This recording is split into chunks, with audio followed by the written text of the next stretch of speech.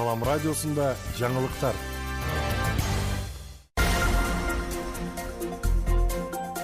Саламатсыз бардактуу каарман жана көрүүчү, эфирде жаңылыктар чыгарылышы, аны мен Жасмина Садиманова тааныштырам. Кадамчайда өзгөчө кырдаал режими алынды. Бул тууралуу Өзгөчө кырдаалдар министрлигинин Баткендеги башкармалыгынан билдиришти. Маалыматка ылайык, селдин кесепеттерин жоюу иштери толугу менен жыйынтыкталганына байланыштуу өзгөчө кырдаалдар режими алынды. Эске салсак, 24-июндагы нөшүрлүү жаандан кийин Кадамчай районунун Жеңиш айылында сел жүрүп, турак үйлөргө жана жертөлөлөргө, социалдык объектилерге суулар кирген. Кадамчайда 5 айылда 1,3 тонна кара куурай өрттөлдү.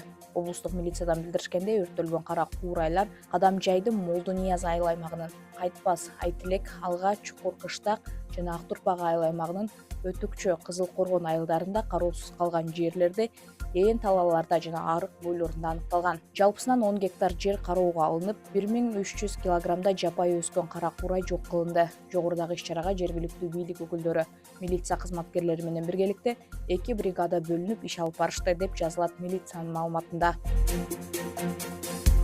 Баткенде кылгандуу дан эгиндерин оруп жеңүү иштери башталды. Баткен шаарындагы Тегирмен баш асыл тукум эчки заводунун Сепкен, Кайрак жана Сугат жерлердеги кылгандуу дан эгиндерди оруп жыйналууда.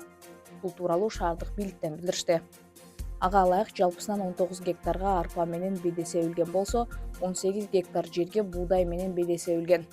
Мындан тышкары, Кызыл дан өрөөнчүлүк чарбасында 15 гектардан ашуун жерге күздүк буудай себилген. Ошондой эле 10 гектардан ашуун жерге жаздык арпа айдалган, деп айтылат маалыматта. Күндүн маанилүү чыгарылыштары мына ушулар болду. Кийинки эфирден амандашканча саламыңыз түз болсун.